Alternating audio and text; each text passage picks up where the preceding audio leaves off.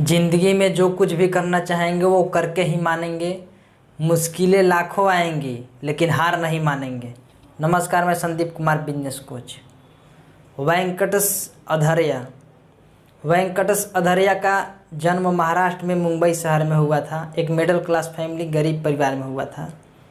उनके माता पिता चाहते थे कि पढ़ लिख के डॉक्टर, इंजीनियर, चार्जर अकाउंटेंट बन जाए और ख़ानदान का नाम रोशन करे, लेकिन वो पढ़ने लिखने में काफ़ी कमज़ोर थे।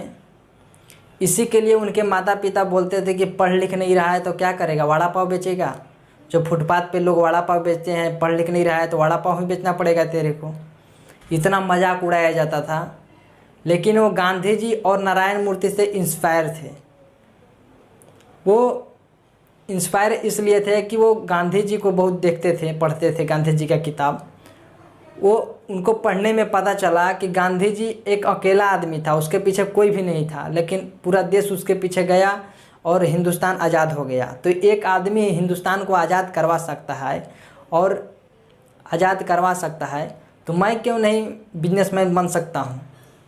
और नारायण मूर्ति से ये सीखा इन्होंने कि उनके पास कोई पैसा नहीं था, गरीब परिवार से थे। अपने पत्नी का गहना गिरवी रख करके, अपना जेवर गिरवी रख करके अपना बिजनेस चालू किया 10-20 हज़ार से, और आज इंडिया के सबसे बड़ा आईटी कंपनी बन गए। नारायण मूर्ति इन्फोसिस का मालिक हैं। तो वो कर सकते हैं तो मैं क्यों नहीं कर सकता। तो वो 15 साल तक फाइनेंस सेक्टर में काम किए, कंपनी के लिए। फाइनेंस के बारे में सीखा कि पैसा को कैसे सही तरीक़ा से बिजनेस में मैनेज किया जाता है। और वो सीखें कि पैसा को बैंक में रख करके कोई भी आदमी बिजनेसमैन नहीं बन सकता, करोड़पति, अरबपति, खरबपति नहीं बन सकता। इसलिए हमको पैसा को सही से इन्वेस्ट करना पड़ेगा और काफ़ी चीज़ वहाँ से सीखे। उसके बाद उन्होंने नौकरी छोड़ दिया वो, और उसके बाद पहला अपना दुकान खोले वड़ा पाव का, और उस वड़ा पाव दुकान का नाम रखे गुल्ली वड़ा पाव। और वो दुकान छोटा सा ही था लेकिन आज बहुत बड़ा बन गया। और उनको भी बहुत दिक्कत आया। दुकान कितना बार सोचे कि चलो बंद कर देते हैं, वो लॉस मेकिंग में जाने लगा। तो वो गांधी जी का किताब तुरंत पढ़ने लगते, और वहाँ से बहुत कुछ नॉलेज लिया उन्होंने कि गांधी जी भी जब देश आज़ाद करवाने के लिए आए थे, जब आंदोलन चालू किए थे, तो उनको भी अंग्रेज़ लोगों ने बहुत दिमाग ख़राब किया, बहुत मारा पीटा, लेकिन वो हार नहीं माने। और नारायण मूर्ति से भी सीखे कि नारायण मूर्ति के पास पैसा नहीं था, वो कितना बार हार चुके थे, लेकिन वो फिर भी हार नहीं माने और आज इंडिया का सबसे बड़ा आईटी कंपनी बना लिए। तो मुझे भी हार नहीं मानना है, मेहनत करते रहना है। और मेहनत करते करते आज इतना बड़ा बन गए कि इंडिया का सबसे बड़ा वड़ा पाव वाला है और दुनिया का सबसे बड़ा वड़ा पाव बेचने वाला आदमी।